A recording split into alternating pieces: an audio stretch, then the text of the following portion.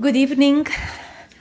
Good evening. I'm Roxana Marcoci, Senior Curator of Photography. It is my pleasure to welcome you with my colleague Sarah Meister to an artist and scholar panel discussion that is organized in conjunction with the exhibition From Bauhaus to Buenos Aires, Grete and Horacio Coppola, which is currently on view at the Museum of Modern Art through October 4th.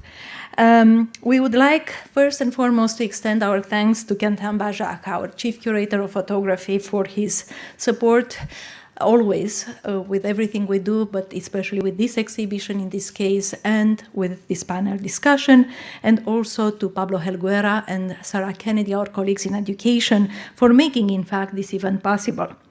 We are extremely grateful to the David Berg Foundation, and even more so to Robert Buxton, who is with us here this evening, for his major support of the exhibition and of the catalog, as well as to the Museum of Modern Art's Latin American and Caribbean Fund, the Modern Women's Fund Committee, the International Council, and the CMAP initiatives, of which Sarah will be saying a few words shortly.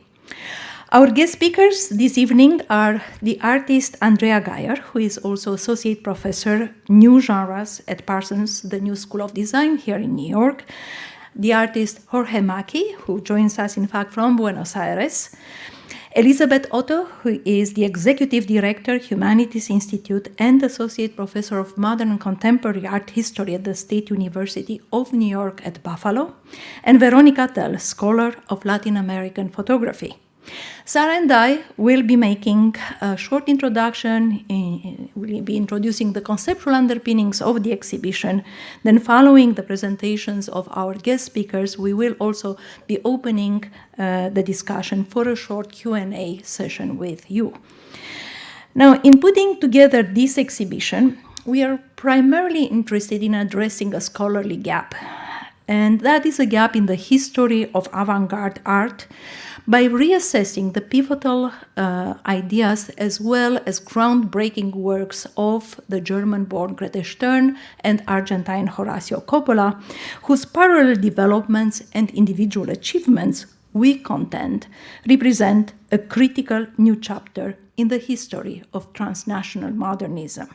Two leading figures of avant-garde photography, photomontage, experimental film, graphic design, and advertising, Stern and Coppola first crossed paths in 1932 in Weimar, Berlin, which at the time was the sort of intellectual capital of Central Europe. And yet, even before they met, both had already begun to establish themselves as major talents.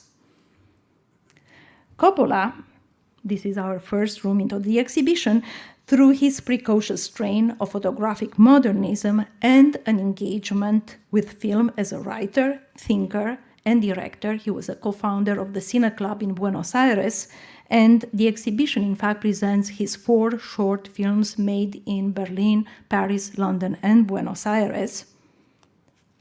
And Stern, there's a second room into the gallery, through her new vision pictures and award-winning typographic works and advertisements that she produced at the pioneering studio of Ringel and Pitt, which she had co-founded with her friend Ellen Auerbach. Named after their childhood nicknames, Stern was Ringel, Auerbach was Pitt, the studio embraced both commercial and avant-garde loyalties, which redefined women's cultural agency.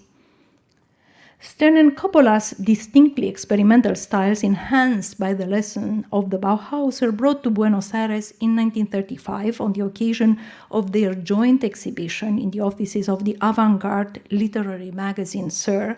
And here in this vitrine, you can even see the poster for that exhibition, leading to their recognition as founders of modern Latin American photography. And with that, I'm going to stop. I'm going to give the podium to Sarah to say a few words about the exhibition and Coppola, and I will return to conclude with Stern. Thanks, Roxana. Moving on. We think it's fair to say that this exhibition could not have happened without the essential support of CMAP, or more formally, the Contemporary and Modern Art Perspectives, which is MoMA's internal research and exchange initiative devoted to art in a global context. Launched in 2009, CMAP emerges from a long history of international relationships at MoMA and examines artistic modernism beyond the frameworks provided by Western European and North American avant-gardes. To this end, CMAP gathers accounts and establishes connections with histories, individuals, and institutions that have often been little known outside their countries of origin. CMAP is divided into 3 groups that each focus on a geographic region with a strong history of modernism. The current areas of focus are Asia, Central and Eastern Europe, and Latin America.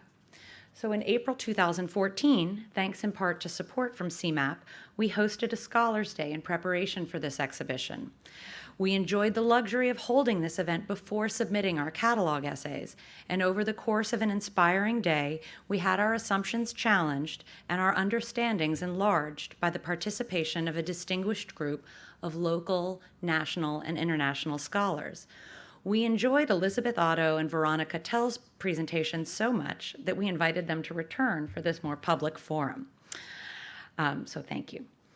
In addition to the Scholars' Day, CMAP has facilitated some of the travel that made it possible for us to identify the acquisitions and loans that distinguish this exhibition from previous considerations of these artists' careers. We traveled to Germany, England, Spain, France, and of course, Argentina to seek the best prints of their most important works. Complemented by the instrumental support of the museum's Latin American and Caribbean Fund, since 2009 we have acquired more than 20 key photographs by Coppola and Stern for the museum collection. These acquisitions have not only greatly enhanced this exhibition, but they will allow us and future generations of curators to expand and enrich the narratives we tell through the collection. In many ways, this exhibition exemplifies the impact of CMAP. It begins with research, the foundation of everything we do at the museum. It leads to exchanges and develops networks that connect individuals around the world with a shared interest in these so-called alternative modernisms. And ultimately, it transforms the way that we, and the broader public that the museum serves, conceive of the history of art and its contemporary manifestations. And I will now briefly, ever so briefly, sketch Horacio Coppola's artistic trajectory as a sort of precursor to the panel.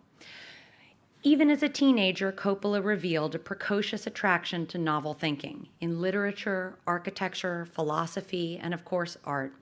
His first photographs, on the screen to the left, included cameraless abstractions that he recognized as self-portraits, meditations on the city of Buenos Aires inspired by Le Corbusier's lectures at the Amigos del Arte and by his long walks with Jorge Luis Borges, experimentations that were completely at odds with all known photographic activity in Buenos Aires at the time. Their dominant artistic precedent for these works were the avant-garde films screened by the Cine Club de Buenos Aires, of which Coppola, as Roxana mentioned, was a founder.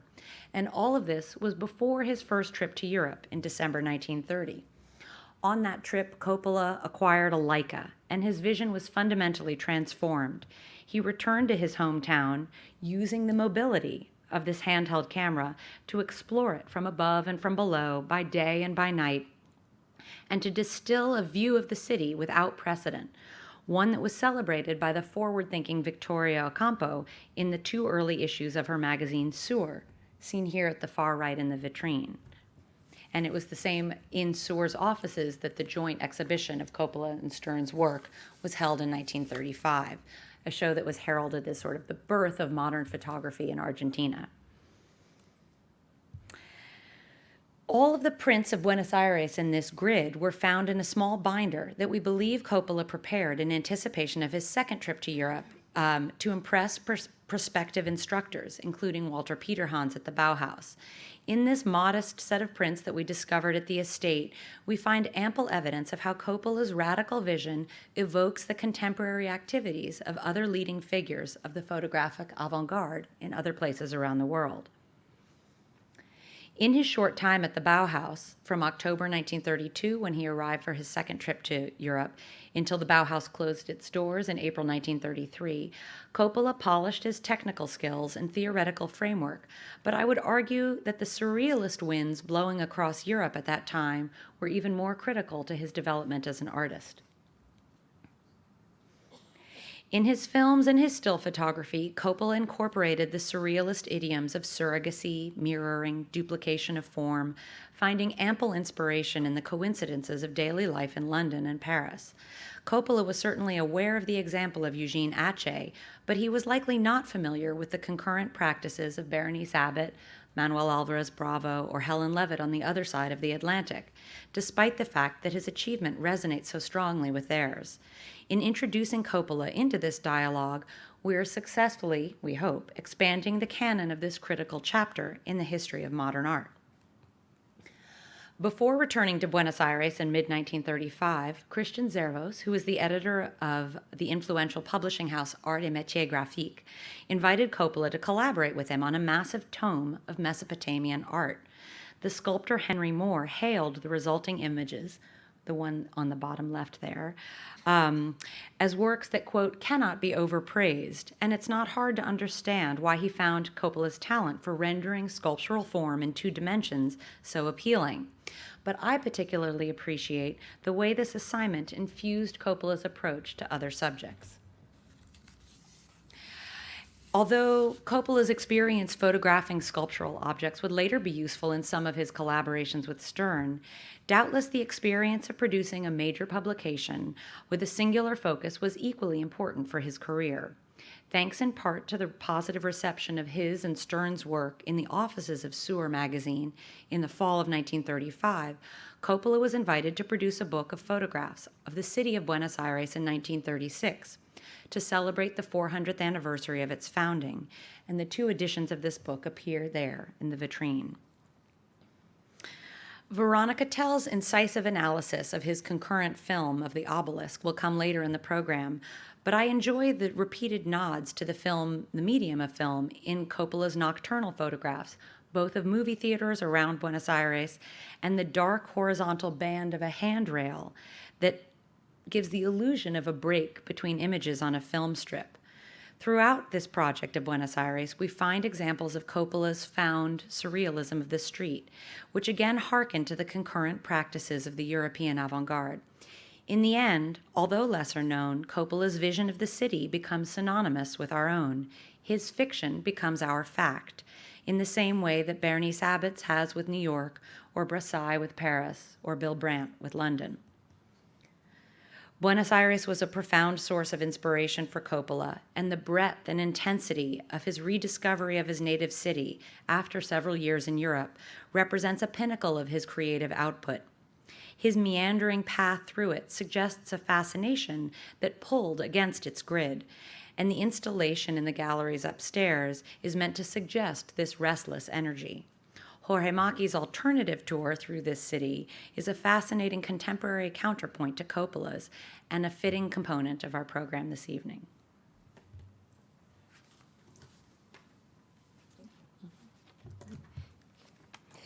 So, actually, very quickly, there are just 3 major aspects of Stern that are highlighted in this exhibition that I'd like to share with you. First, it's her early engagement with the current of visionary artists and theoreticians involved in film, photography, and the Bauhaus laboratory, where she studied first as a sole private student of Walter Peter Hans, who would become shortly afterwards the head of photography at the Bauhaus, and where she developed a visual syntax known as intellectual montage, producing award-winning advertisements made in collaboration with Ellen Auerbach at Ringel & Pitt.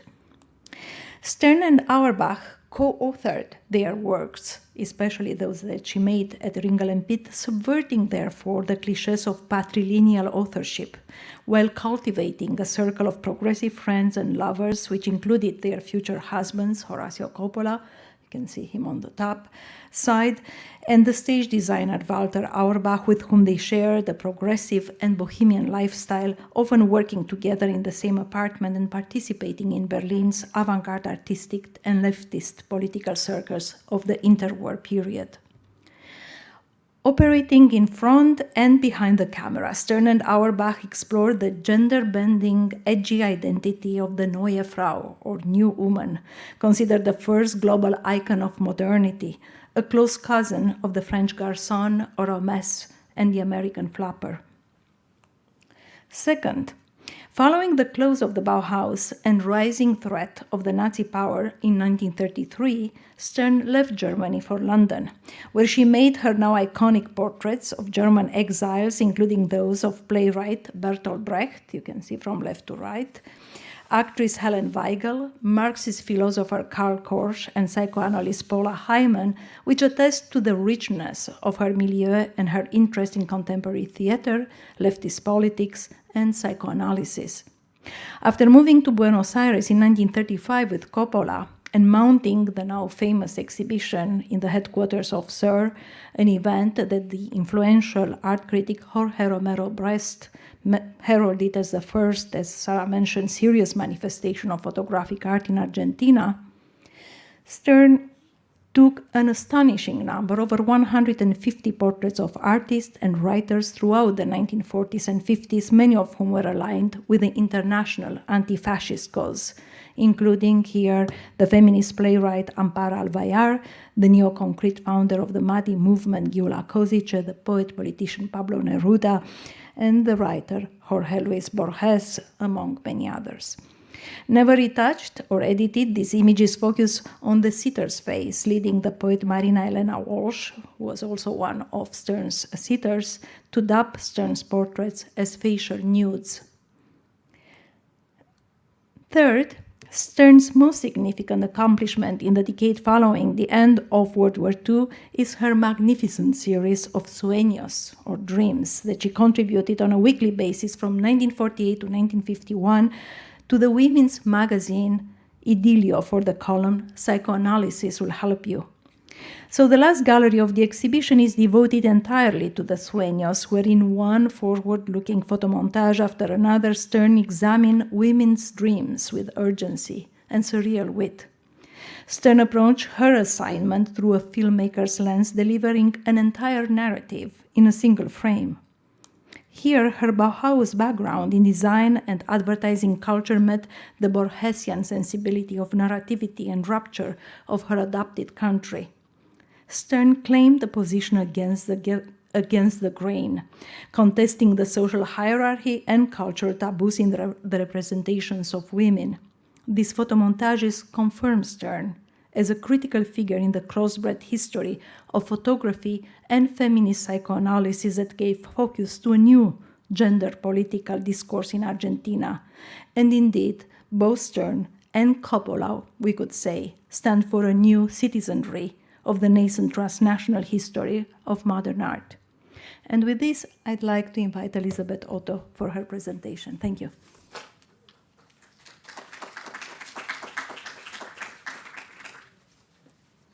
Hi. Thank you to Sarah Meister and Roxana Marcoci for inviting me to speak today. I love this work. I also want to say thanks to Drew Sawyer, even though he can't be here, but he has been their collaborator for this project as well. So I'm also really glad that this show exists, because I think this brings several bodies of work to the public that really have been missing from the conversation. So congratulations on great work. Oh, good. So when I started thinking about this work, first to write about it for the Scholars session, but also just in general, I was thinking a little bit about the figure of the madman, who we think of as a mid-century American phenomenon.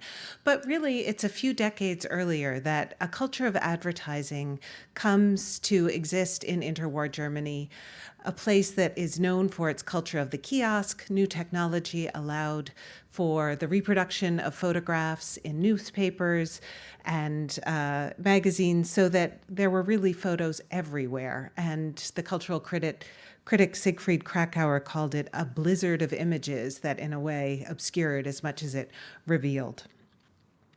And in this time, there was perhaps the most important advertising photo studio that you've never heard of, at least in my humble opinion, but I'm a little biased after looking at their work for a long time. And this is Studio Ringel and Pitt. Ringel and Pitt, as you've already heard, were the working names of Grete Stern and her friend Ellen Auerbach. And they joked later that they chose these names because if they just took their last names, it would sound like a Jewish clothing company. And so they wanted something that stood out a little, and they used their childhood names. And you can gather that there's a real sense of play in how they name themselves, and this permeates their work. But as I'll talk about today, within the game, there are very strict rules. They were real masters of their craft, and how these rules play out and how they also sort of broke the rules at the same time is what I want to talk about this evening. Essential for the work is this figure that Roxana mentioned, the neue Frau, the new woman. Here we called her the flapper, but basically this idea of a liberated woman, especially after World War I. Bobbed hair was kind of the symbol of this, and this meant a kind of woman who could live and love differently than her mother and grandmother certainly did. By the late 20s, this trope has become something so well established that Ringel and Pitt can start to play on it a little bit. And here we see that in some ways. So this is, of course, an ad for hair oil, but it features a mannequin with a wig on, who's gorgeous, but also frightening, I would say. And to me, I think the weirdest part, let's see if I can, is this. A real human hand holding the hair oil. And it gives this very eerie quality to it. It disrupts this kind of fantasy of like, look, you'll get hair oil. And she's also wearing a very outmoded garment. This is actually Ellen Auerbach's mother's old nightgown that she's wearing. So they would create these tableaux that conveyed a lot and worked as advertising in a certain way, but also disrupted it at the same time. And the other thing I'd like to argue about them is that we can consider Ringel and Pitt a kind of singular entity. Again, Roxana mentioned that they signed their work always together. There are times when there's a portrait of one of them, so we know that the other one took it, but they said it was an image by Ringel and Pitt. And in this image, when they talked about it later, they said they went back and forth, one being the hand and posing and the other looking through the viewfinder. And then they'd switch and say, no, it has to be this way. And what came out of this in the end is the photograph that they took, and they didn't remember later whose hand it was, but they said it wasn't important because it was a Ringel and Pitt work. Grete Stern originally trained in advertising in Stuttgart, and on the lower left, that's actually a self-portrait of her included in this draft advertisement for an airline. But she generally didn't know much about photography, and she saw an exhibition that included the works of Paul Outerbridge and was really transformed by this and felt like this is what she wanted to do. So even though she had her own small advertising agency by this time in Western Germany in Wuppertal, she decided to go to Berlin and retrain. And she had to ask around, but she eventually did find Walter Peterhans and became his very first student. Ellen Auerbach initially trained as a sculptor, and at a certain point she felt like this was not a medium for the modern world, and she too wanted to become a photographer, so she became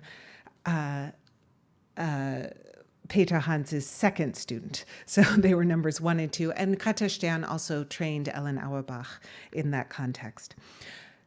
I show you a work by Peter Hans on the right here. He was the one who was really known for being technologically exacting. This is why he would come to be selected to be the first full-time professor of photography at the Bauhaus, and this was the method he taught them. So in his photographs, as we'll see also in Ringel and Pitt's photographs, there was to be no retouching. That was the biggest no-no. This meant that the photograph in the camera had to be taken absolutely correctly. So the lighting had to be right, the focus, of course, had to be right, the setup had to be right, and then the photograph was taken. The Bauhaus is where Stern would come in, she would go with Peter Hans shortly after Peter Hans had gone there in 1930. May 1930, he takes a full-time job there, and Grete Stern buys his equipment, takes over his studio, and out of this, Ringel and Pitt studio is founded. But then Stern goes back and forth. She's studying at the Bauhaus. And I just wanted to mention the Bauhaus at this point because it's this experimental art school that Stern is living at and experiencing, this kind of free, artistic, creative life that also does involve technology and using new media in a new and exciting way. And this is another influence that is kind of brought into the collaboration of Ringel and Pitt. The egg exercise was kind of a typical Walter Peterhans exercise that all students had to do at the Bauhaus when they were studying photography. But this one comes out of the Ringel and Pitt collaboration. And they didn't just call it like exercise with egg, showing many different textures and our technological savvy. They called it Columbus's egg. And I didn't know before looking at this what that meant, but it actually refers to an apocryphal story. Apparently, Columbus, comes, colonizes this place, that kind of thing, goes back to Spain, and a nobleman sort of poo-poos what he did and said, like, well, anyone could have gone over there. It's not that big of a deal. And so Columbus decides to do an instructional exercise with everyone and says, who among you can make this egg stand up with no other forms of technology? And no one can do it. Of course, they're all, their eggs are wobbling. At least we imagine this in a fake story, but made-up story. But Columbus then takes the egg and gently cracks the bottom a little bit and sets it carefully so it stands. And so the idea of a Columbus's egg is that something is easy if you know how. And this I think of as a kind of manifesto about what they're doing and experimenting, that, they have this incredible know-how, and so it becomes easy for them.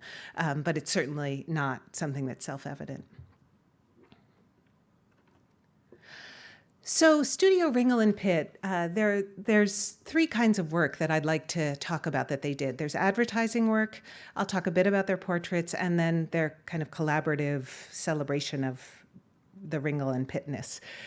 They worked with someone from an advertising agency. It was called Mauritius, and they had an agent, and he secured work for them. But we should recall that this is Depression-era Berlin.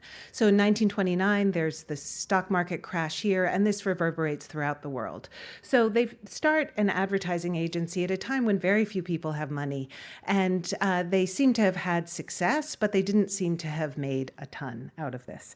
But this is one of their ads that they made, and it was commissioned by the Mauritius agency. And the main reason it got reproduced is because it got some awards and was reproduced in avant-garde photography magazines as an example of a very special kind of new photography.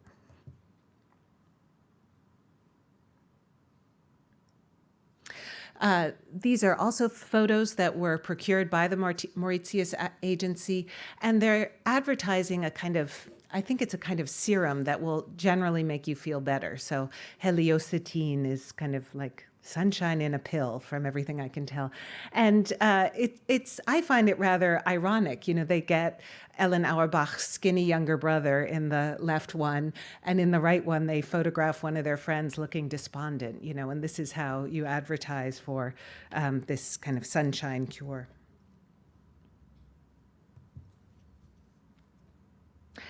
Their advertising, though, like the first image that I showed you, also becomes, I think, relatively strange if we consider it as something trying to sell a product. This is an ad for hair dye, and in the lower right, the little bottle says on it that it will give you dark brown hair. And we can see the hair going from presumably blonde to dark brown right in front of us. And the profile of this woman is quite beautiful, but as you've probably already noticed, there is no woman in this. It's just, the few trappings of femininity, especially of the new woman, right? She's got bobbed hair, but it's just these little strips of wig that have been mounted onto some wire mesh. So even as they create an image that offers a product and creates an image of beauty, it's hollow in a way that I think was intended to be thought-provoking and was thought-provoking at the time. And then on the background is a kind of mirrory metal surface with a second image of the profile, suggesting in a way that this modern, pretty woman is also infinitely reproducible. And we can see that in others of the images that they created. This is just called Hat and Gloves, but again, it's a sort of missing new woman figure. Oops. This is just a photograph that they did called Fragment of a Bride. Similar kind of idea.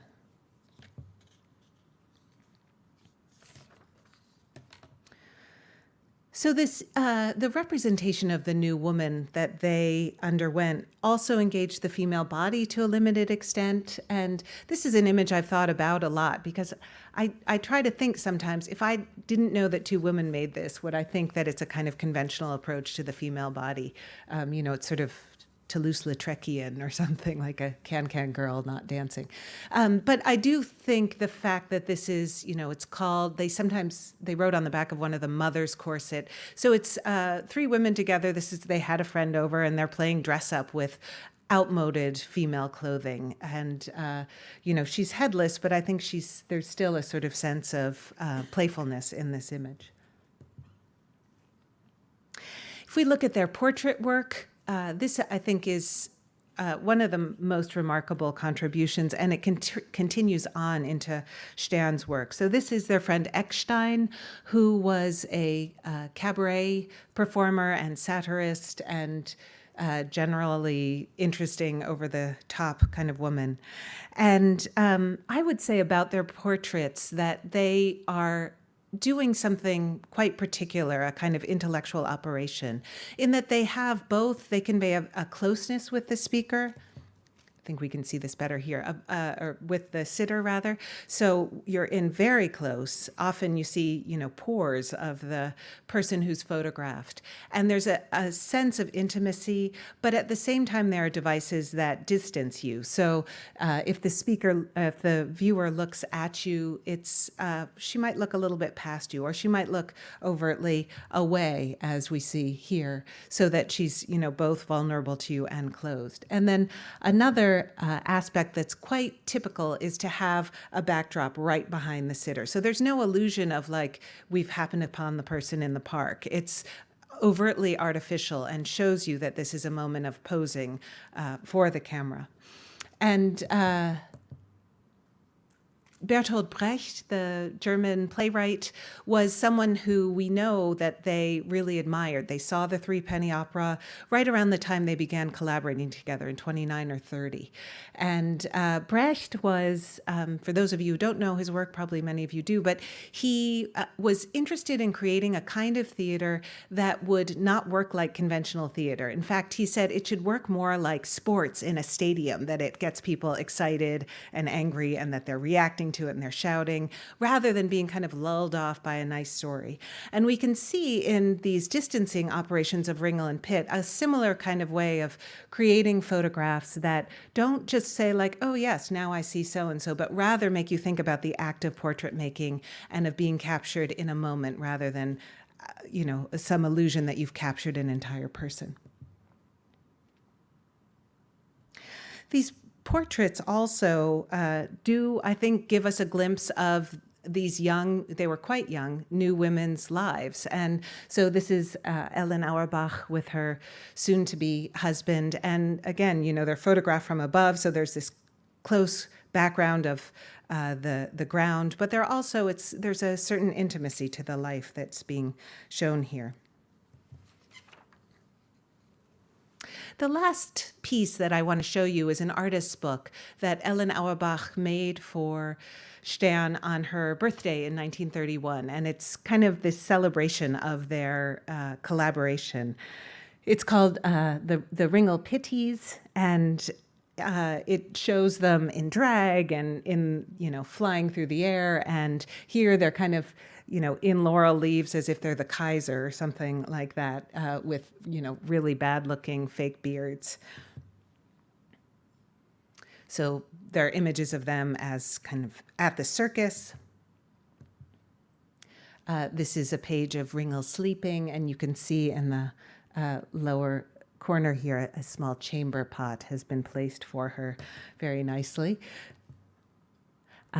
This is a drawing showing the two of them on the U-Bahn, on the subway together, and everyone's kind of looking on at them disapprovingly. That's this full image of this is actually in the show, but it appears in the small book again. Whoops. And this is the last image that I want to show you, and that's in the book. And I actually, the old-fashioned handwriting is not that easy to read, but I can tell you what it says. Translated, it says, we can do, there's this little text written in the bottom. It says, more or less translated, we can do without people speaking ill of us. See, look at us here, knee-deep in work. So it's the Ringel Pities, in a way, is about their friendship and their time together. But it's also kind of, in a way, a parody of them as business women and as the idea of having an agency. Here we are knee-deep in work. They are working really hard and concentrating, but they're also kind of playful about it. So I think we can say about Ringel and Pitt that they took their craft extremely seriously, but they didn't take themselves too seriously, which I think is a delicate balance that not everyone manages to strike. If we think of Ringel and Pitt as a brand or an entity, we know that they were influenced by Marxist and leftist thinkers, that they created a business at a time when no one should really be creating a business, but that they did this with a kind of, let's see where this will go. And they gave their business a playful name and let it be a sort of form of parody. So in 1933, because of the takeover of the Nazis, Ringel and Pitt saw the writing on the wall, and they actually said they left mainly as intellectuals, not just because they were both Jewish, because in 1933, the rabid anti-Semitism of the Nazi movement wasn't apparent to everyone. Stern was able to go to England because she had family connections and she had better financial means, and Auerbach went to Palestine. They met up again in 1935 and collaborated a little bit, but it's around 1935 that I think we can say this entity of Ringel and Pitt ceases to exist. But there is one little finger of it that might have come here too, where Auerbach ended up living. And that is that the man Meyer from the Mauritius agency also left Germany, and he sailed for New York with 3 suitcases full of photographs and founded the Black Star Agency with 2 other German Jewish exiles. And the photographs that he owned circulated in New York to ads until they were worn out and thrown away. So who knows who saw them here? Thank you.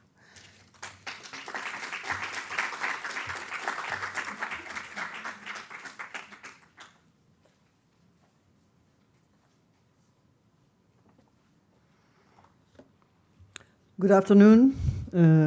Thank you, Roxana and Sarah, for this invitation. I will read my presentation. I hope you can excuse me for my spoken English and have a little patience. During his second trip to Europe in October 1932, Coppola spent several months in Berlin. While there, he met Grete Stern and Walter Peterhans and bought a Siemens 60mm movie camera.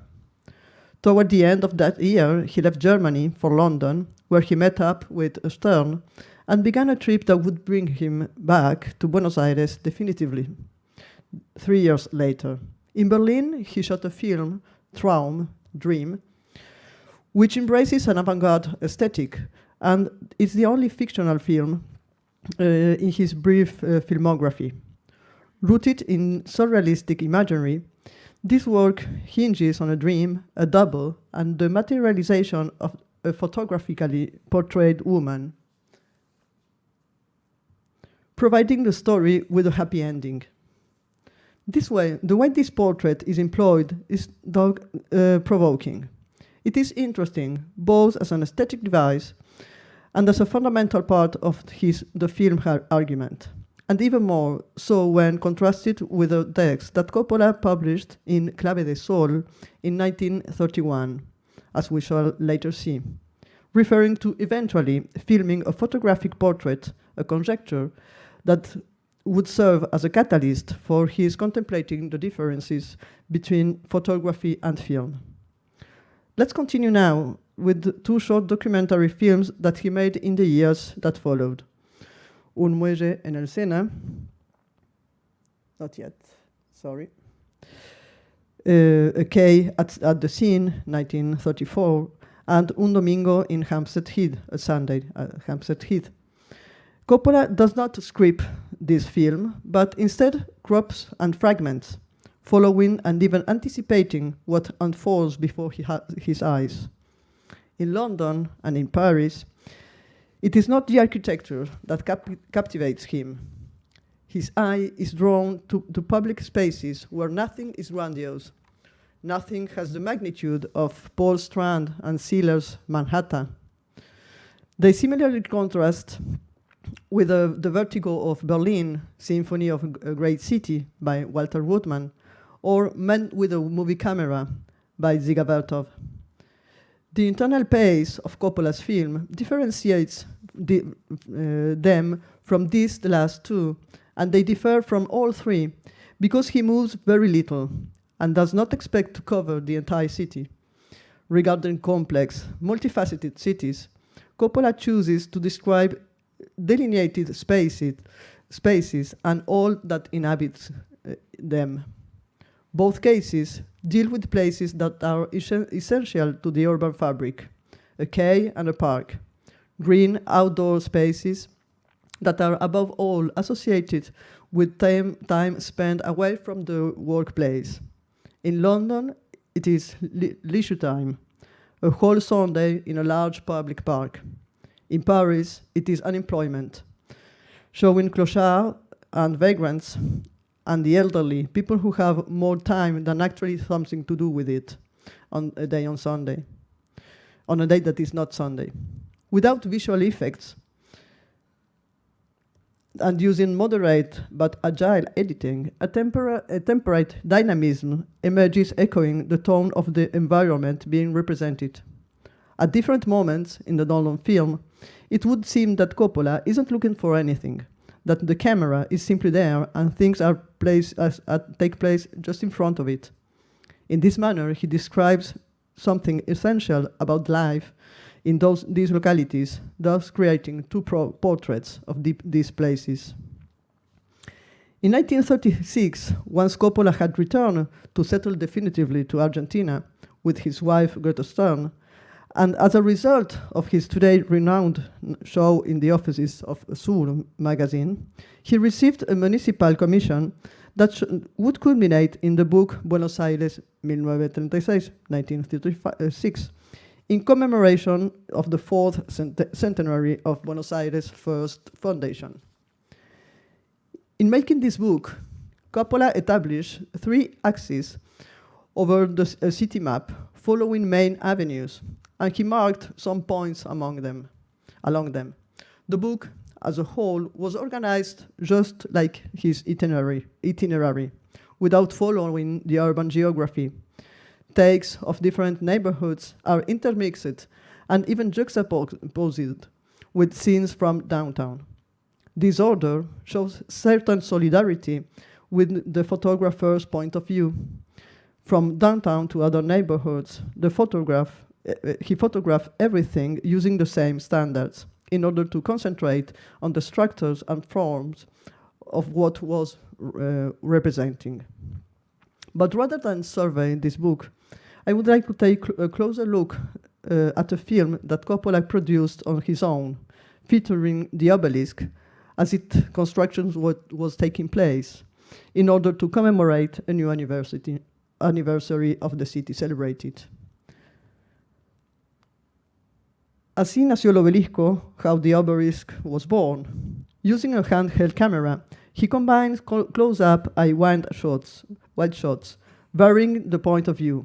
He follows an individual or situation with the camera or uses a static shot to capture the movement taking place in front of it. Coppola registers workers' hustle and urban bustle in high-angle shots, in addition to the shadow of a building that proved to be no obstacle to the cars and pedestrians that penetrated. Shot from a low angle, the obelisk stands out against the sky while clouds urgently barreled past. An ascending shot taken from the freight elevator result in a traveling shot out of the darkness and into the light that appeared at the end on the shaft vertical tunnel. This very dynamic shot, combined and edited in order to emphasize that particular quality, are juxtaposed with our static images of different objects and segments of the edification during the building process. These shots focus on nails, a pile of sand, wooden planks, and the temporary scaffolding that envelopes the construction underway. In several of these, the most abstract component of this element is highlighted. The zooming in the object produces a fragmentation. The framing, cropping, and geometrical leaning of the composition make this shot evoke his earliest photos, such as Materials and Stair Corner, both of 1929.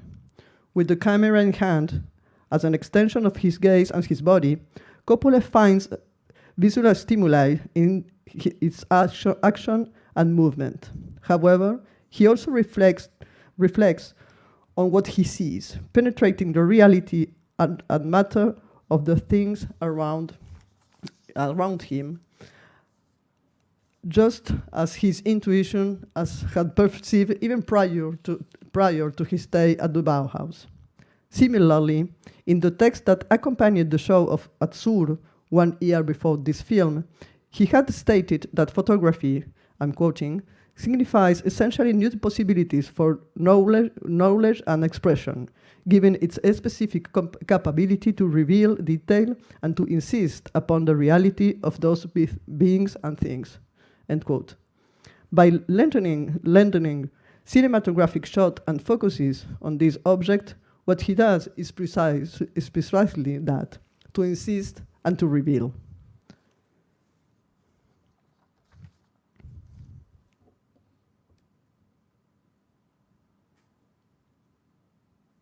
I need some light here.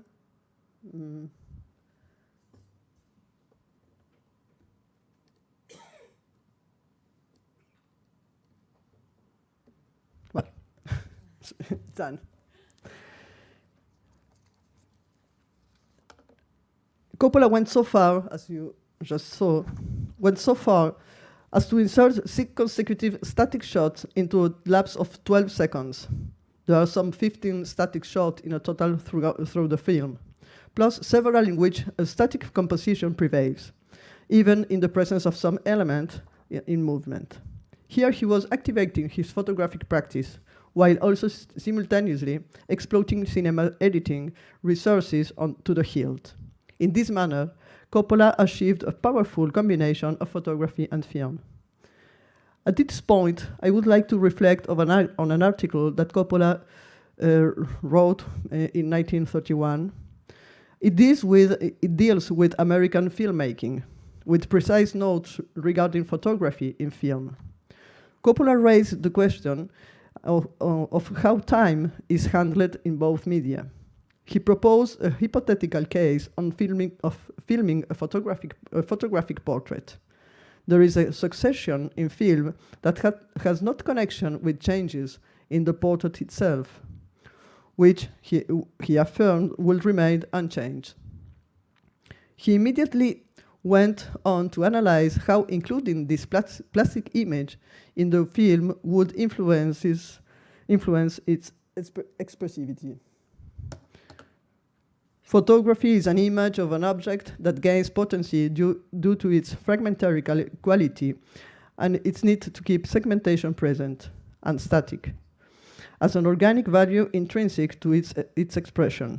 Photography is conditioned by exclusion to the rest of the object in temporal and spatial terms, to the extent that what is inanimate matters or not to give it its expression, to organize itself as an expressive image.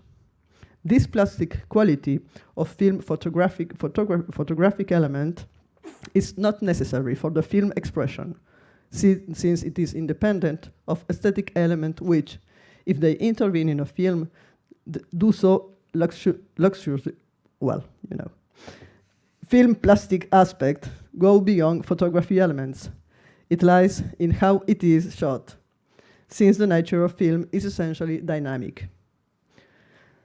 There are most certainly echoes of this analysis in the obelisk film.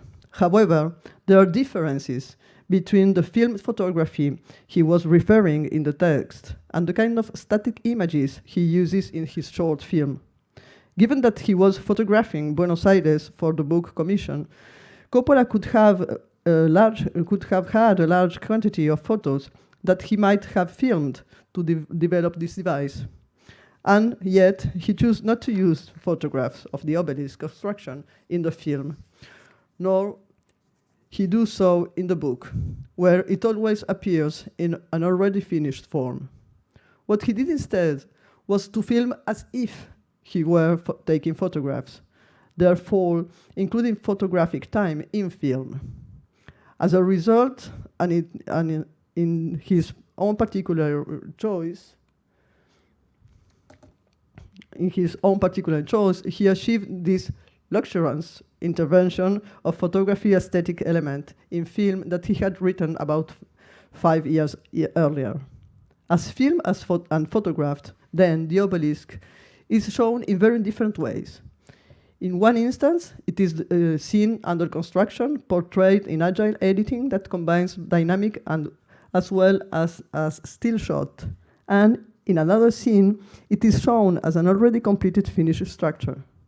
We can see a correlation between the construction stages and the method employed in relation to time and movement, as I suggest further on. Furthermore, this correlation can be read in light of the production context that differentiates these two cases. For the book, conceived as an institutional inscription of the obelisk in commemoration of the city's 4th centennial as a monument, it is already an accomplishment.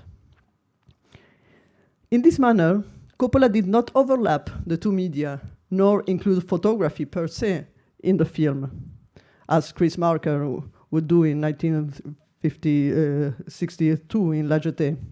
Nor did he use superimposition or transitions between the two, as Alberto Cavalcanti had done in Rien que les heures, Nothing But the Hours, of 26, where a film image was frozen and then dissolved into a photograph grabbed by a hand, or as Robert Siodmak and Ulmer had done in Benchen am Sonntag, People on Sunday, of the 30, where roving photographers' work materialized into fixed images.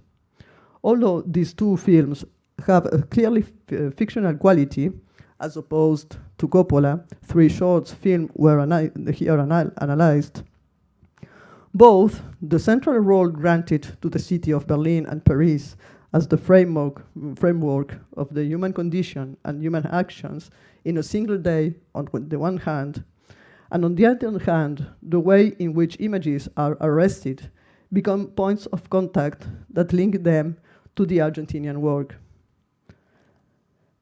As other critics noted, Coppola's film potential comes from the contrast that he achieves between the stony immobility of the building and the movement of his camera. I would add, however, that the building is not yet immobile, but is still the constant coming and going of men and materials. In this sense, the movement on Coppola's camera creates a sense of solidarity with the motion of ongoing construction and to the city itself.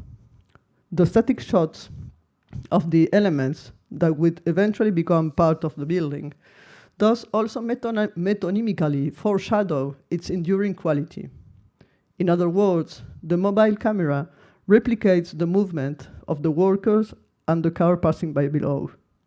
They are connected up to the upward motion of the elevator inside, but at times, the camera extracts from concrete elements moments of the immobility that constitute their essence.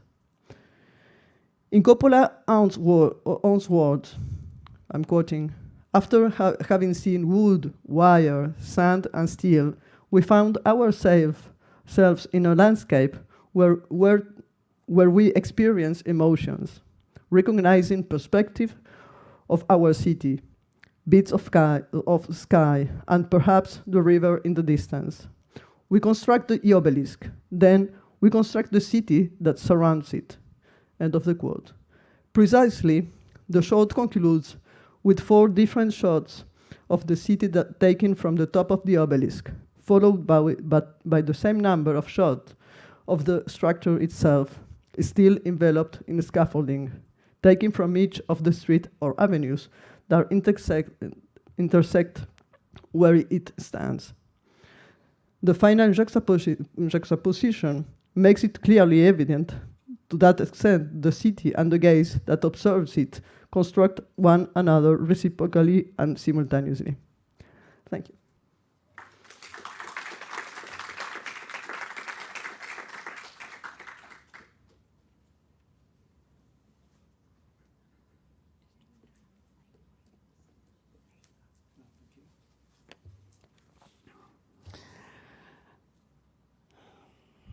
Thank you very much for this invitation.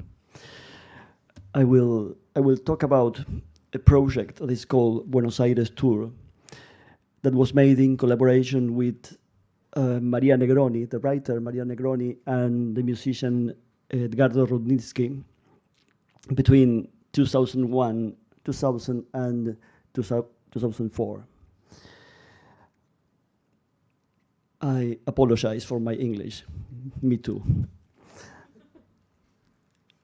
In 1998, I came back from UK and decided to establish my base in Buenos Aires.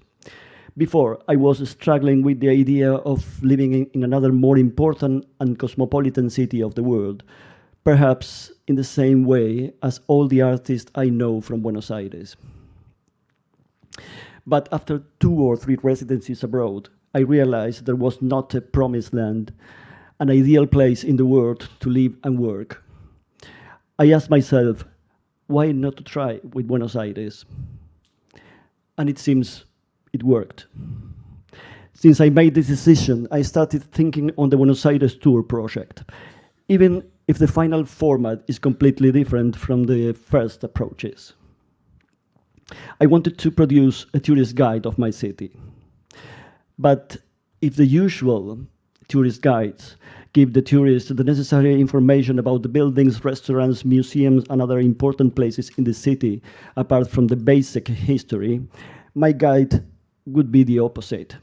Itineraries made by chance and places, objects, or buildings with no relevance at all, or even worse, completely ephemeral.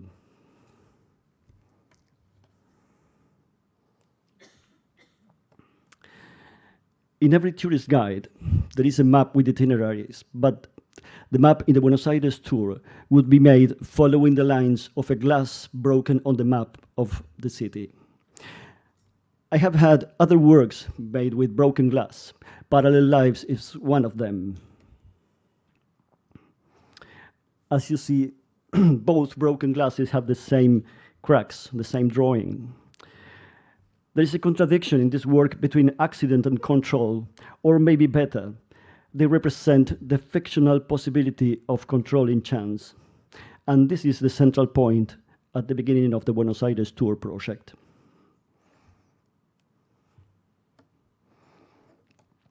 When I finally decided the mechanism of the guide, I called 2 artists who would be in charge of the texts and the sounds, Maria Negroni and Edgardo Rudnitsky, who were born in Buenos Aires, but were living in New York and Berlin at that time.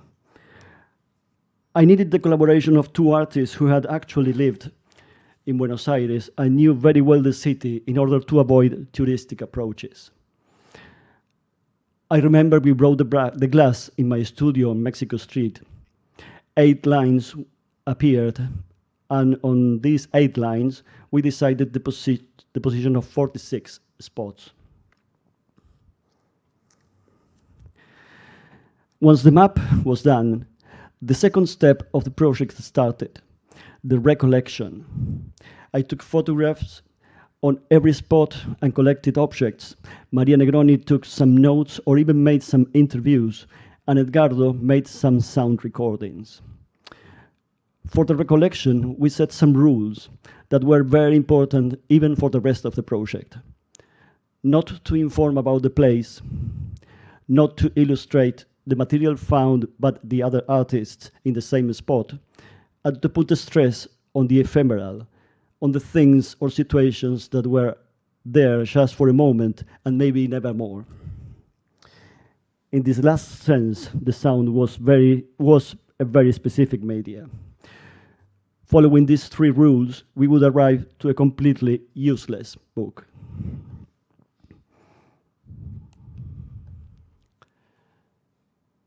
These are some of the photographs I took.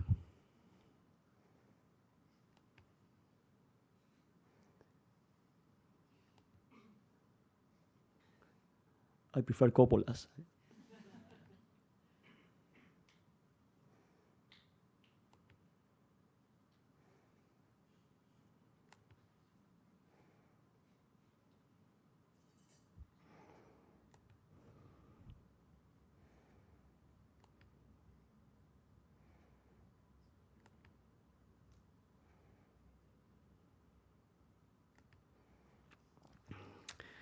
The third step was the addition of the material, and for this I worked with a graphic designer, choosing images and text, trying to avoid the commonplaces of touristic guides.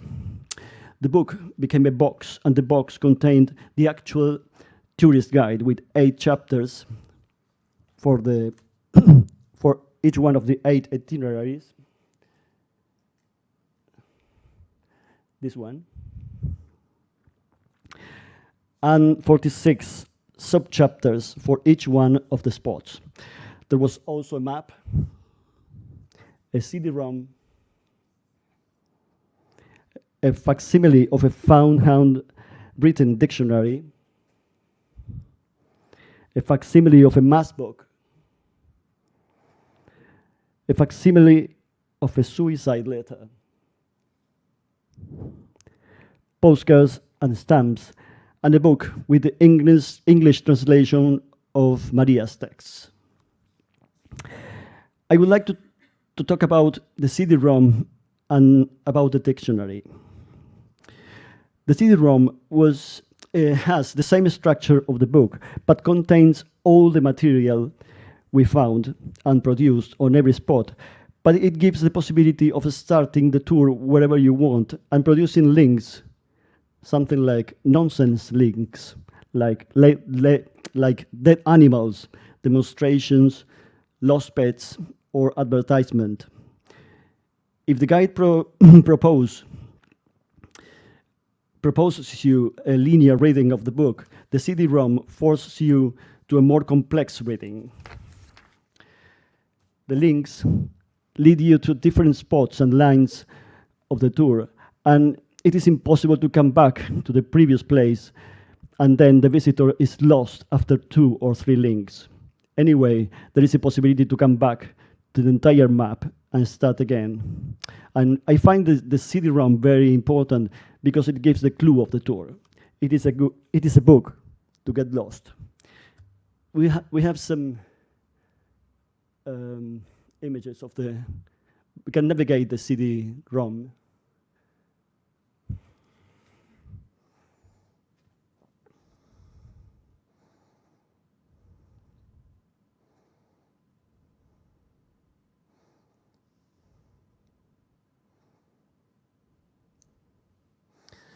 So in every spot, you have found objects, photographs, sounds, and texts.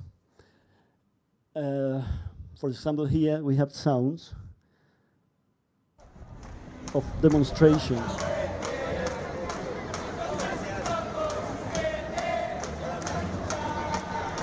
You see in this bar, you have the possibility to produce links. And remember, it was 2001, and the city was a mess. So there were demonstrations every day, and it was a disaster. But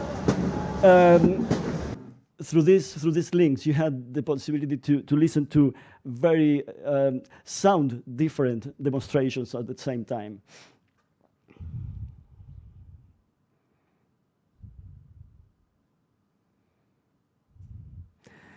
here we have a. Can you come to the last image? To the previous. Okay, this is one of the links. For example, it's a bestiary. So, if we go, for example, to the 8, to the 9. As I said before, if after 2 or 3 links, you are completely lost because you don't remember where you started, and then maybe you can come back to the corner, but this is not the corner where you started, and this is why you are completely lost after 2 or 3 links.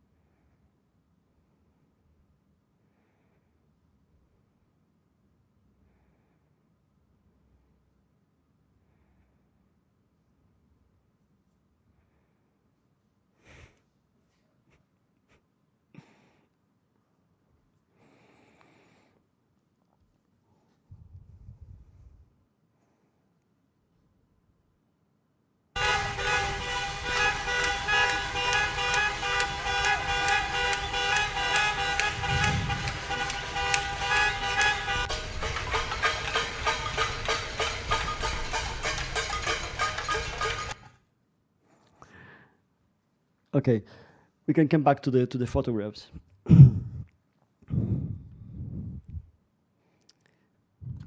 Thank you.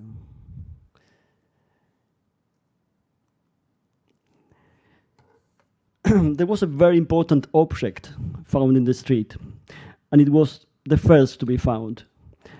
A handwritten dictionary that seemed to have been exposed to water. In every page, you see the word in English and the translation in Spanish, plus the pronunciation.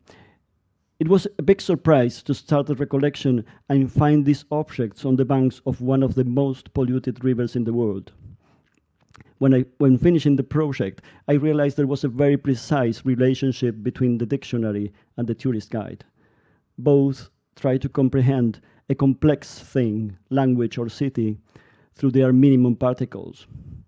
But as we know, both city and language are much more than the addition of these little parts.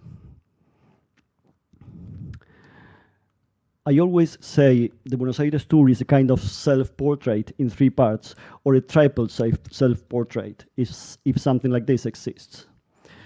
As I said before, I searched the collaboration of 2 artists who had actually lived in Buenos Aires and knew very well the city in order to avoid touristic approaches. When all the surprise is left apart, what you have is a very intimate approach to the city, and all the things you find create links with your own history. This is why I find the Buenos Aires tour to be a self-portrait. There is a kind of excitement in everything you find, but these things are not completely out of your own private world. As Maria Negroni quotes from Henri Michaud in the prologue of the Buenos Aires tour, I write to travel through myself. Thank you.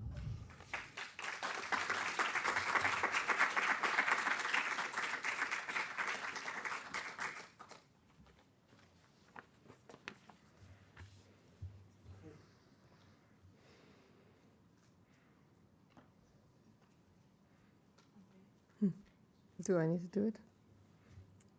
Okay. So my name is Andrea Geyer. I'm an artist. I want to thank Roxana and Sarah for inviting me to be here, and thank my co-presenters for these great presentations. I will kind of pick up by not talking about a thing, but talking about things at large. So bear with me.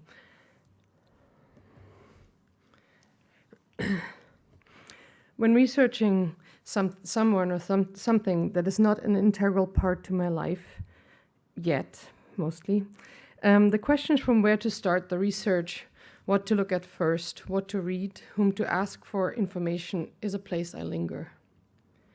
Where I begin to explore how it inevitably impacts the way it will unfold and materialize. Of course, more often than not, the idea, the person, or the concept has been lingering with me for some time, has showed up in my thinking before this moment. And it is here where I usually start to dig, to think through, to look how I arrived at an impulse to research. What has shifted, what has opened up in me, what has touched me in the way that I cannot help but look at something. So it connects really nicely to the Buenos Aires guide. In that sense, in the beginning of research, I asked myself what it would take to be truly situated, to know one's place and the way space, history, and ideas are shaped around it. In other words, what it takes to be truly aware of one's spatial and temporal and political contexts. To be able to have an imaginary bird-eye view of what's going on around, the visible, the non-visible currents that tug and pull on the place one stands on, define the passages available. So again, I thank you for this beautiful project before, because I was just like, I'm just like still in it. So I need to kind of shift gears because it connects so well to what I was thinking preparing this talk. Sarah Ahmed suggests that if we know where we are, when we turn this way or that, then we are oriented. We have our bearings. Orientations in that sense are about how we begin and how we proceed from here. We know what to do, where to get from one place to another. To be oriented also is to be oriented towards certain objects, those that help us find our way. These are the objects we recognize, such that when we face them, we know which way we are facing. Yet, of course, it's no news to any of us in this room that the way in which contexts and histories are created includes an inevitable omittance of objects, of ideas, of bodies. Some, of course, incidental, but more often than not, ideological and political. The way in which this omittance happens is at large through a collective unlearning of the capacity to recognize these objects, ideas, or bodies as aids to orient ourselves.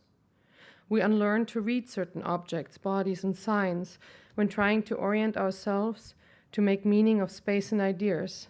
But that also means that what we unlearn to see is not gone, not disappeared, even if things disappear from conversations, from reading lists, from museum walls. Withdrawn from representation, they remained around us, covered up by an artificially created collective blind spot. Through my own process described above, I have become increasingly curious in not only the way in which these blind spots are created, but how the structures that generate them are continuously maintained. I'm showing you a few images of a work that I've been working on continuously for the last few years called Asterisms, which is in part a large investigation into women and modernism. What you are looking at is a collage based on a portrait that we've seen earlier that Ellen Auerbach took of Grete in 1929, and a drawing from the structural constellation series by Josef Albers done in the 1950s. To quote Sarah Ahmed again, "A path is made by repeatedly passing over ground. We can see the path as a trace of past journeys, made out of footprints, traces of feet that tread, and in treading create a line on the ground. When people stop treading, the path may disappear, a moment in which the path becomes unrecognizable for someone who has not walked on it before. When we see the line on the ground before us, we tend to walk on it. As the path clears the way, so we walk on the path as it is before us, but it is only before us as an effect of being walked upon. A paradox of footprint emerges. Lines are both created by being followed and are followed by being created. The lines that direct us as lines of thought as well as lines of motion are in this way performative. They depend on the repetition of norms and conventions, of routes and paths taken, but they are also created as an effect of this repetition. To say that lines are performative is to say that we find our way We know which direction we face only as an effect of work, of labor, which is often hidden from view. An interesting metaphor emerges. In urban planning, when looking at park landscapes that are transgressed by paved or otherwise clearly marked walkways, we often find the unintended paths that are created by humans or by animals to take the shortcut that deviate from the suggested walkway. And these eroded paths are called desire paths or desire lines. In the way, desire creates a path that can be followed, leaving a mark and a direction. I've been interested in artworks as a site that materialize desire, that focus desire. And artworks brings with it a potent temporal space in which it operates, in my view, like a prism. On the one side of the prism, it organizes its own creation, the temporal and emotional conditions of its making. And on the other side of it, it organizes the desire, thoughts, and potential actions of its viewer. While at the same time, of course, it anchors itself and everybody who looks at in the precarious but potent reality of the now. Seen in that way, artworks can open up desire paths, desire lines, which allow us to deviate a given path, opening up the potential of a habit change, even if only momentarily, a reorientation of one's body, a refocusing of one's eyes, the sharpening of one's ears, which make us susceptible to the what that has gotten omitted, overcoming how it has gotten omitted.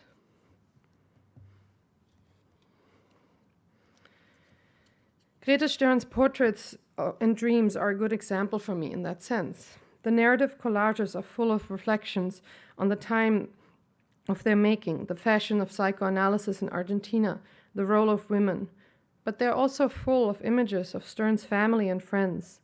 They also show her confidence and definitely her sense of humor. They speak to the singular space of her making that remained deeply connected to her larger community. After Stern and Horatio's divorce, Stern's house remained an epicenter of artists, writers, and actors. Stern maintained her relationship to Ellen Auerbach throughout her entire life. And I think it's important to mention that the collaboration might have ended, but their friendship certainly did not. And I see in this friendship a symbol of multiple forms of survival.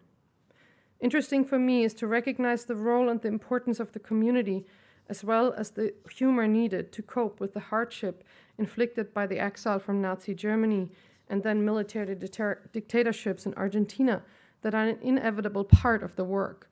And I think it's always really important for me to look at all of this work in the context in which they're made. And even though they seem light, for me, the lightness is a kind of deep, it's a very conscious political strategy to survive and to make sense of what is happening around them. So I think it's really important to keep that in mind, that the Bauhaus, of course, nobody suggested that Bauhaus didn't just close, it was shut down.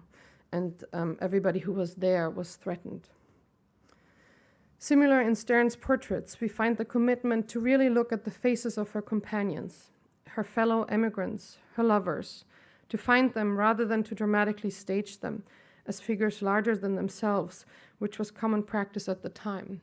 And I think the intimacy that was mentioned earlier is very interesting for me because, again, I think intimacy means something in the moment of political stress and in the moment of change and trying to figure out how to survive. They speak of family and alienation, of surprises, traumas, and balance acts. Stern's unconscious conscious surpasses its illustrative task in the psychoanalysis column in the magazine and leads into much larger questions of making and being for her and others via Berlin, Dessau, London, Buenos Aires. Besides the scholarly and feminist readings of the work, I would like to suggest that more than one desire line streams out of these works and her life as an artist. This drawing, which I'm just showing you some details of, in this drawing, Grete Stern is contextualized amid 800 other women. It is part of a large project starting during a research residency here at MoMA in 2012-2013. This drawing was conceived based on one specific omittance, the missing records of the close relationship between Mary Solomon, Abby Rockefeller, and Lily Bliss, the three women who founded this museum, and ensured its capacity to survive the last 84 years. Yet, and I think it's very interesting to notice that nevertheless, there's not a single record besides this museum that chronicles their relationship and their friendship. And so there are no notes, there's no photograph of these three women together. When I went to the Rockefeller Center, I was just informed that relationships between women were not considered worth archiving until much later. Connections of support or legions of friendship, of love across cultures, politics, and social chains. The drawing shows traveled paths of desire and allegiance that somehow were overgrown by other accounts of modernist history. They had not yet been frequented in the way to create a clear and obvious orientation for a contemporary understanding of that time period and the specific radical role of women within. This omittance disables, to a certain degree, an important aid for orientation for us within a contemporary context. Women like Grete Stern and Ellen Auerbach, who no matter their social standing or affluence, took the 1920s as a starting point to become active, self-driven, independent, and committed to their work as part of a larger socio-political field. They dedicated themselves to specific causes while fluently traversing different spheres, pragmatically making connections to get things done. Their research and successes were vast, yet their legacies are still seldomly accounted for. If rediscovered, they're often re-theorized or rehistoricized as single individuals within a cage of a fictitiously solitary biography. This drawing, which was started with the naivete of not being able to imagine its current scale, has manifested itself through 4 years of research. It refocuses connections, workflows, relationships of labor and love among women, mapping their widespread influence, not only on each other, but beyond. And I do like to mention that love is an important part of that. Intimacy is an important part of it. I mean, who are we fooling that Ellen Auerbach and Grete Stern were just friends? I'm by no means a historian, and I'm not interested in participating in the illusion of a coherently narratable history. What I'm interested in is following a trace left for me and discover where it leads me. The map, and I'm going to just show you a few more details to get you a sense.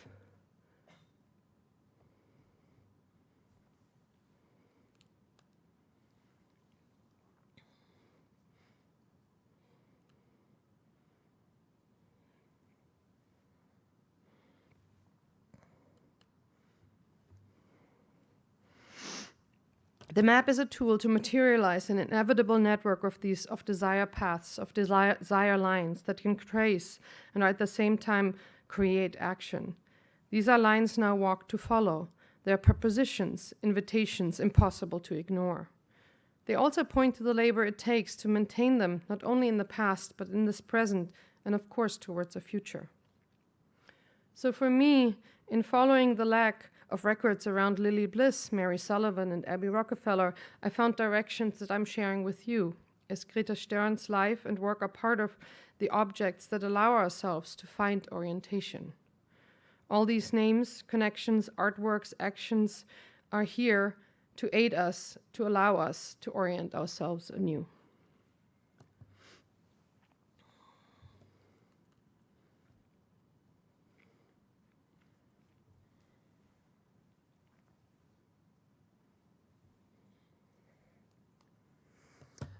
So I'm going to show you a little excerpt of, going to show you two excerpts of a video that is also part, that kind of came out of this research. I'm going to show you, the whole video is about 15.5 minutes, but I'm just going to show you about 4 minutes of the beginning of the video and about 3 minutes of the end of it. And then I think we're going to join a discussion. Thank you. We can start the video.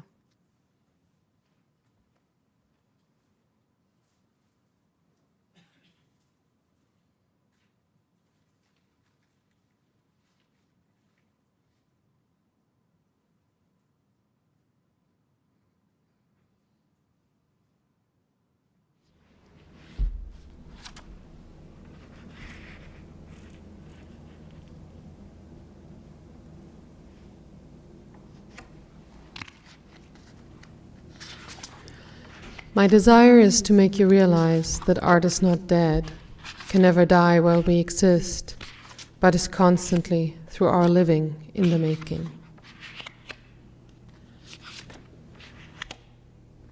1897.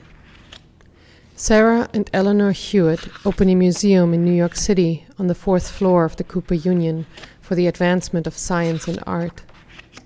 Like Candice Wheeler, the Hewitt sisters understand the growing importance of materials and technology in an increasingly industrial society. They see their museum as an inspirational space to train women to become self-supporting artists and designers, putting a counterforce of hands-on creativity to mass production. 1901. Gladys Bentley is born in Philadelphia and leaves home at age 16 to move to New York City. She becomes a successful blues singer, popular during the Harlem Renaissance. She wears a tuxedo and top hat during her performances and is openly a lesbian. When her livelihood is threatened during the MacArthur era, she claims to cure herself through hormone treatments and marries a man.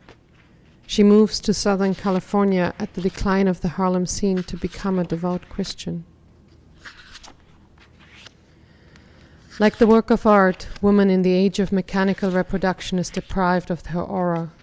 The effects of industry and technology help to demystify the myth of femininity as the last remaining site of redemptive nature. In this sense, modernity serves to denaturalize and destabilize the notion of an essential femaleness. Summer, 1912. Mabel Dodge arrives in New York from Florence and sets herself up as a patron of art and politics. She holds a weekly salon in her apartment at 23 Fifth Avenue. Margaret Sanger and Emma Goldman are regular guests.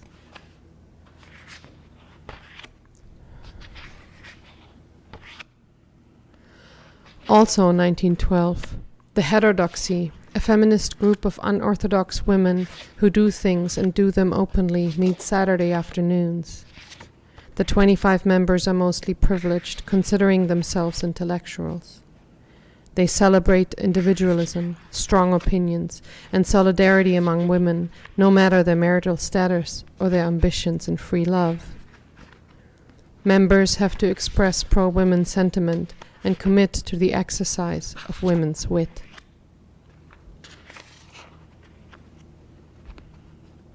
December 1912. Margaret Sanger introduces us all to the idea of birth control, and it, along with other related ideas about sex, becomes her passion. She's the first person I know who was openly an ardent propagandist of the joys of the flesh and made love into a serious undertaking.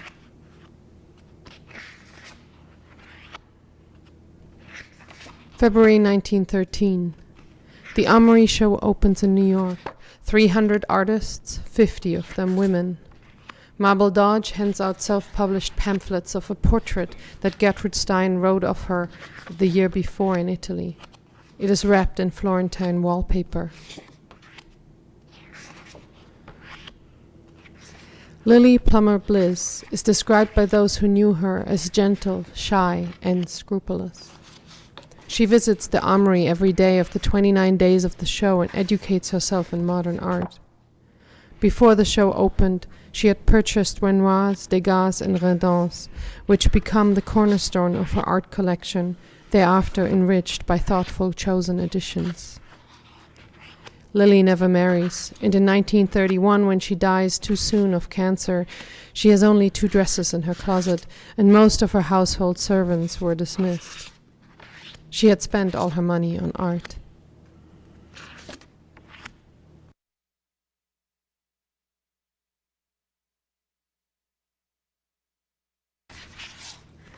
Remembering is repetition. Anybody can know that. What one repeats is the scene in which one is acting, the days in which one is living, the coming and going which one is doing. Anything one is remembering is a repetition. But existing as a human being that is being listening and hearing is never repetition. It is not repetition if it is that which you are actually doing, because naturally each time the emphasis is different. Just as the cinema has each time a slightly different thing to make it all be moving. And each one of us has to do that, otherwise there is no existing. To go back to something I said, that remembering was the only repetition, also that remembering was the only confusion. And I think you begin to see what I meant by that. No matter how complicated anything is, if it is not mixed up with remembering, there is no confusion. But, and that is the trouble with a great many so-called intelligent people, they mix up remembering with talking and listening, and as a result they have theories about anything. But as remembering is repetition and confusion, and being existing, that is listening and talking is action and not repetition, intelligent people, although they talk as if they knew something, are really confusing. Because they are, so to speak, keeping two times going at once, the repetition time of remembering and the actual time of talking. And as they are rarely talking and listening, that is the talking being listening and the listening being talking, although they are clearly saying something, they are not clearly creating something, because they always are remembering. They are not at the same time talking and listening. Do you understand? Do you, any and all of you, understand? Anyway, that is the way it is, and you hear it even if you do not say it in the way I say it as I hear it and say it.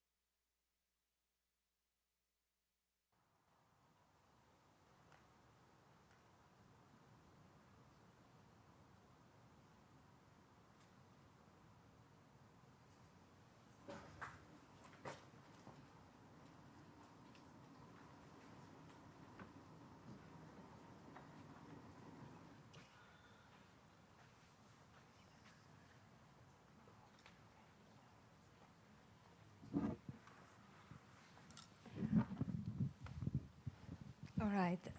I think we have just a few minutes left, but we would love to have a little bit of a dialogue with the audience. Thank you so much for staying through all the presentations. And if you have any questions, please just raise your hands and there will be a mic. Okay. So let's start here. There will be a mic. Please speak into the mic as this is live streamed. I'm really sorry because I know this was covered by you, who I don't remember your name. But what was the end of Ringle and Pitt? I missed like one sentence, so I Yeah, no, and sometimes when I'm speaking, I think it's obvious to me, so I might have trailed off. Well, I think as as the film comes up, there are maybe there's no end to Ringle and Pitt. There's still Ringle and Pittness out there, but the Nazis came to power and they realized they needed to leave. So this whole kind of interesting, rich intellectual world in Berlin largely folded up and either went underground or those who had the wherewithal left, and they left. And Stern went to England, Auerbach went to Palestine, later went to England, they collaborated a little bit, and then Grete Stern went to Argentina. Ellen Auerbach ended up here and lived quite a long, rich life, had a whole other career as a child psychologist, if I recall, and did a bunch of different things. And they remained very, very close friends. And they said they never had a fight all of their years together. So, yes. Andrea's exceptionally beautiful and passionate film has emboldened me to ask a personal question of the curators. I assume that you are feminist scholars and you're everybody on the panel, but Jorge is a woman. it was a great show for which I'm grateful, but did you ever have any qualms when you were putting the show together about yoking Grete Stern and Horacio Coppola, who happens to be her husband, and not her equal as an artist? It seems to me that her work is so visceral, it's so potent, it speaks to us today in 2015, and Coppola is an interesting person, a historical figure, but he's of his period, whereas she's a supremely great artist who really needs to be discovered, especially in the history of modernism and the tremendous sexism in the modernist movement. So I just wonder, because I know you must have thought about this, did you ever think of giving Grete Stern her own show?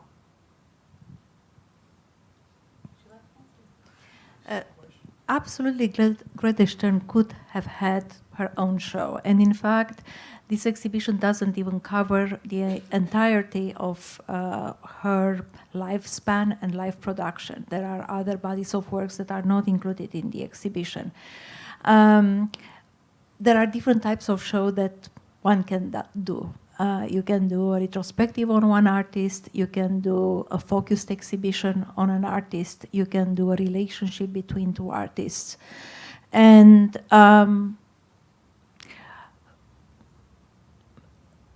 for us, it was interesting to start somewhere. There were definitely very important aspects to both artists that we wanted to reflect in the show. And while it is an exhibition of two artists side by side, so to speak, there is only one vitrine where their collaborations are reflected. And in the catalog, our colleague Jody Roberts, who is a scholar on both artists, has written on the collaborations. But other than that, they are presented side by side. And I would say, in all frankness, that if you look carefully at the exhibition, you would see that they are both quite amazing artists.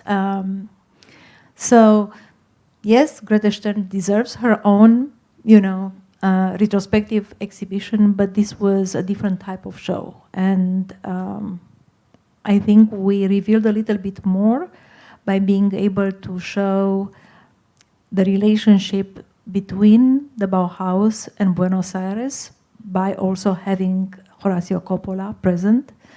It was through him that Grete Stern got access to all the intellectuals that she first met and with whom then she forged individual relationships of her own. And at the same time, I think that the exhibition does justice to her collaboration with Ellen Auerbach and to that feminist aspect of her, which is emphasized both in the work that she does at Ringel and Pitt and later on with the extremely audacious series of the Sueños. So that would be my answer. Yes. You'd like, I mean, It's on. okay. I guess certainly our roles as curators are to try to put forward great art, and I think there's an aspect of photographic modernism that's in Coppola's work that is maybe a little more difficult to understand where the uniqueness of that vision lies. But I don't think by having him in the exhibition it makes it less of a tribute to her, or for the reasons Roxana spoke. So you can be a feminist curator proudly and still organize exhibitions of male artists' work. Yeah.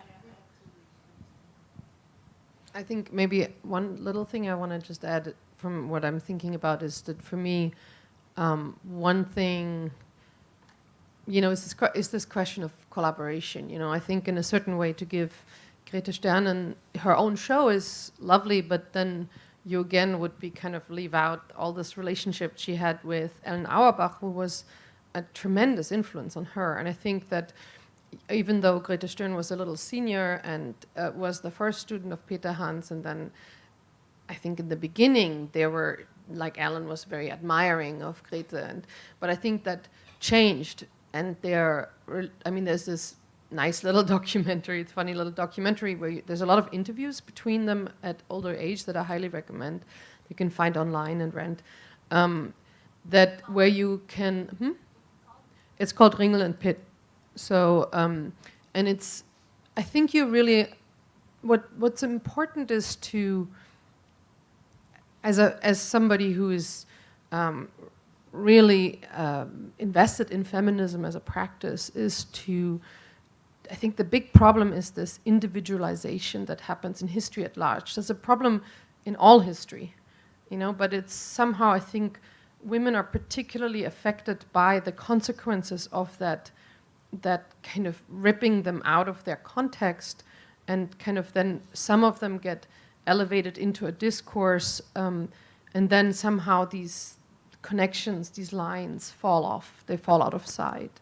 And I would, you know, it's hard, I think that, I would disagree with you. I think maybe you're talking about Buenos Aires, but I think that in Berlin, like Grete and Auerbach were an epicenter. I mean, you can see this in these photographs, you know, those girls had fun and they were very involved, and the Bauhaus was a real social network of something imploding and exploding.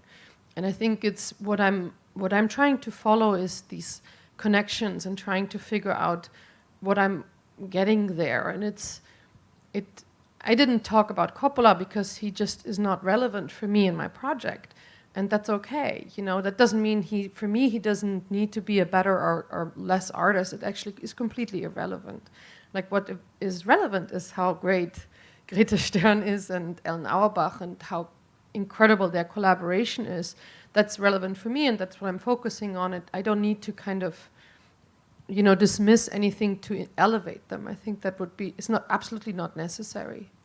And I think the idea of collaboration is actually extremely important to the entire enterprise. I mean, starting with the very first gallery, which is actually a presentation of Coppola's work and the first film, right in the image that Veronica was showing, that is an image of shot by Coppola, in which you see Walter Auerbach, who would become the husband of Ellen Auerbach, and the picture that is taken by Grete Stern, and the whole relationship between still and moving image there is already relevant in that sense. But this notion of collaboration, of the implication of creativities within that tiny studio that was also their home, and the playfulness of everything. It's complementary to each other, and I think it's important to show it, you know, not to hide it. Yes, sorry, you've been very patient. No, actually, it's a question for everybody, because I really need to know what is the connection between Grete Stern and Karl Koch. He was a very particular kind of thinker, and I'm really puzzled about the presence of him next to Brecht and next to the. That's a question for you, Andrea. I realize. I'm sorry. I really don't have. I don't have the answer. But I'm very interested in it too. So we have to figure it out. No. But yes, I do actually. No. She's gonna. No. Karl Koch was the mentor of Brecht, and when she goes to Germany, she had already met, in fact, informally Brecht at one of Karl Koch's classes on Marxism in Berlin. That through Walter Auerbach, who had very strong leftist politics, they were introduced to him. Brecht is there for a period of time and lives in the same pensionnat, in the same little hotel where Karl Koch lives in London. So she has access to these people. They are she's part of this leftist German exiles movement, basically, of intellectuals. But did you find any writing about Karl Koch? In the literature on Stern, you mean? No. But the literature on Stern is still that's why, in a way, that's why we found that it was so important to do the exhibition and the catalog in the English-speaking language. There is very little, if nothing. And then we have our, scholars here who have done research and in Buenos Aires. So there is more information, but not necessarily on the Berlin and London periods. London is almost nothing written on it. Yes. Maybe in the back. Thank you very much. I would like to go back to the question of rupture that Libby Otto raised. I really enjoyed your reading of those ads and the surrealist element that you pointed out. And my curiosity is, I know some of this is in the show, and my curiosity is, how was that rupture playing off in the magazines where we imagine these ads were? In other words, I buy the rupture element. The living hand with the mannequin and so on and so forth, as you were showing us. And so I'm just curious about, obviously, I'm thinking Die Neue Linie, I'm thinking Herbert Bayer, I'm thinking Die Dame, I'm thinking, I'm not a Weimar scholar, but I'm thinking, okay, so how do these ads play off? And is there a rupture within the magazine, or are they trying to mimic that language? Are they doing something that indeed is subversive? It's really interesting. Yeah, no, thanks. That's a great question. I think, in a way, as ads, it's hard to imagine them really selling a lot of hair oil, for example. But I think, their strategy was do something new, catch people's attention. And this was at a time where the beautiful wasn't necessarily what was always going to capture its attention. But I think you pointing to Herbert Bayer, the Neue Linie, a lot of this imagery right at this moment is going towards classicism and a kind of very cold idealization of the female form. So, a lot of the places that these images were appearing were avant-garde photography journals, or certainly experimental, I think, photography journals. As advertisements, we don't have much testimony in terms of, whether they sold what they were intending to sell. But I think the strategy was to make it new, to do something different. They wouldn't be in the magazines that much. Not that much, but they had a few, but they didn't have a lot. Yeah, there were a few, and exactly as Libby, can I say Libby? Okay, as Libby mentioned, there was so much seriousness, in the advertisements at the time. There was no humor whatsoever in German advertisements of the period. So there is a whole level of whimsicality that goes into these ads, and many of the pictures that you see, they were even like stock images. They weren't even advertisements per se, but they were sort of part of a portfolio that eventually could have been interesting for a potential, client. And and I think that the use of montage is also a very direct, technical way in which this notion of rupture also exists. Any other questions? Okay, one more there. I'm sorry not to have a question. It's also about Stern, but the Sueños series, the cycle. To me, those seem like illustrations. Did she view them as art, and how were they received? They were, so between 48 and 51, she's producing on a weekly basis. If you go into the exhibition, you're going to see they only were intended for this popular magazine, women's magazine. They always appear on the first page, inside cover. So they weren't intended necessarily as anything else as illustrations to those dreams. But eventually, a few years later, into the mid-1950s, she is interested and she does an exhibition with them. And she, by that time, a lot of these photo collages and photo montages, they have already been destroyed. So out of the 150, only about 49 still exist that she then prints out. So she reconsiders them, or perhaps for her they were always artworks, but not for the magazine for which she was producing them. And in some cases, she also gives new titles to them. So I have one question to the artists, actually. We didn't know exactly what you'll be presenting, but there is such a commonality in the sensibility of what you presented in terms of this cartography of the self. And so I was very interested with you, Jorge, that you are creating this itinerary through Buenos Aires. And while I was watching it, I knew that that's what Coppola was also doing. He was going with Jorge Luis Borges, not necessarily through always the touristic Buenos Aires, but rather losing his way with him and photographing at the same time.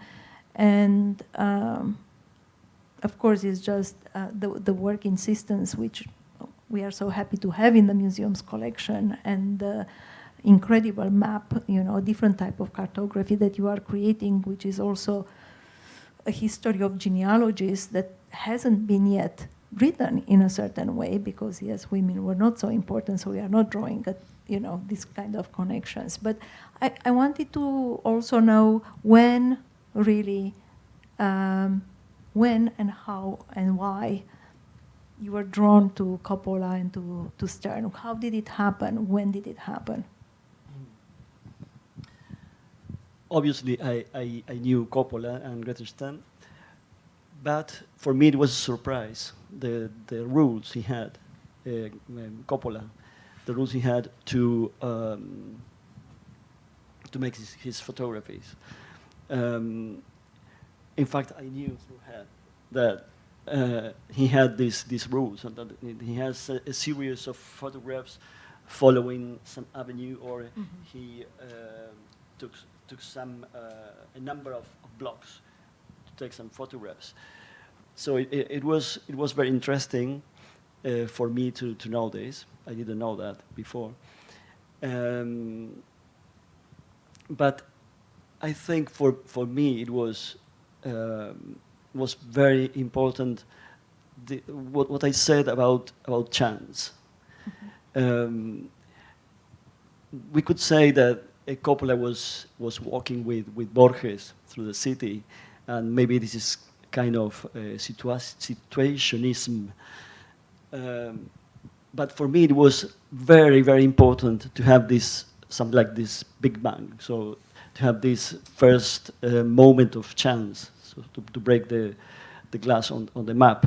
But then once you have this first step, it was very important for me to follow it obsessively, as if it was possible to control chance. Maybe this is the most important thing in the Buenos Aires tour. It's not important to follow the lines, because it is very funny, because I received some emails of people who bought the book, and they want to follow the lines, and I said, no, this is nonsense. But finally, there were some people who did it. So for me, it is much more important to have this structure and to feel that this structure is nonsense. But in a way, as it is nonsense, it is something like a very good reflection of the city. Yeah, I mean, I feel in this way of like, I mean, I was borrowing a lot from Sarah Ahmed, who's from her text called it's called Queer Orientations.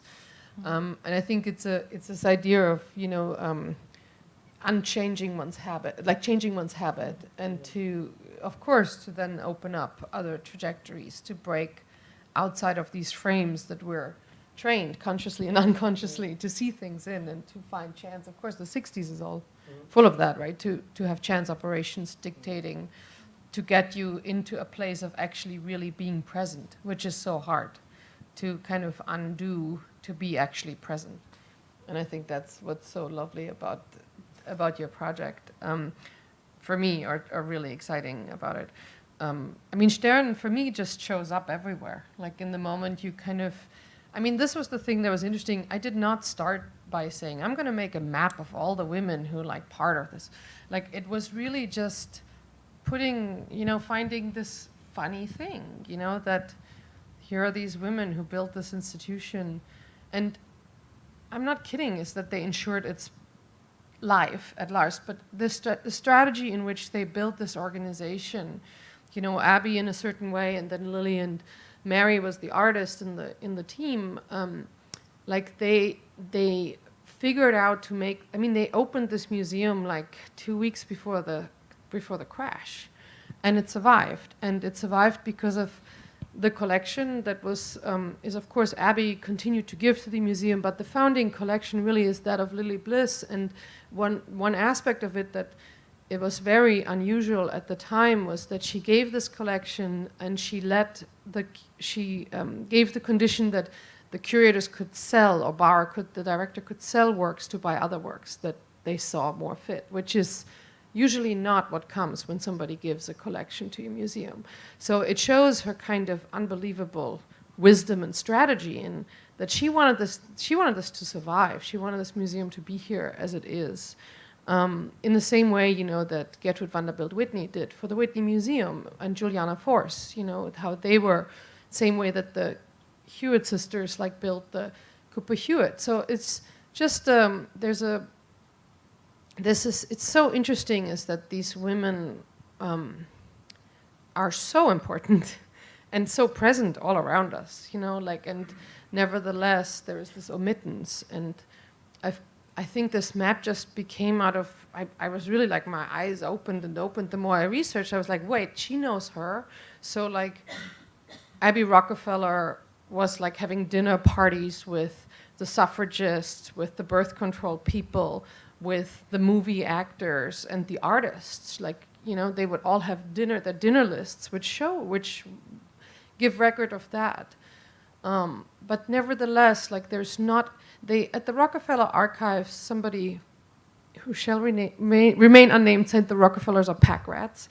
So their archives is the whole building upstate, you know, it's ginormous. And in Abby Rockefeller's papers, you will find like shopping lists and, I mean, everything you could possibly think of. So to not have a single note of like just making an appointment, their appointment cards, that was the way of communicating in these circles. To have nothing there means somebody took care of. Something must have happened, because it makes no sense that there's a record of everything but that. And then, of course, you know, I'm not interested in conspiracy theory, but there's something about which speaks to a certain force and the kind of politics of what remains visible, and what it really takes to try to make us actually open up our eyes. We don't need to rediscover these women. They're here, you know, they're here. There's their work, you know, it's all there for us to see if we choose to look at it.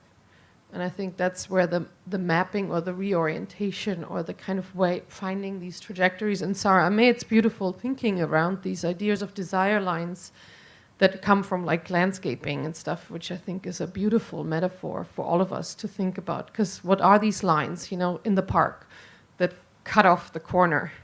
You know, they have something to do with real life. They have something to do with a necessity or a kind of being present to the space. And I think that's why I loved finding that text, because it felt like that's what you're doing, right? It's like these lines that are somehow bringing us much closer to what's happening, actually. And it's very true that these artists like Coppola, like Stern, and many others are all around us. We don't need to rediscover them, and yet they become much more visible because of artists. I find that we are repositioning often artists from the past through the lens of artists in the present. And so on that note, I would like to thank Andrea and Jorge and Veronica And also, Libby, Sarah, and I are so incredibly grateful to all of you for your presentations. Thank you.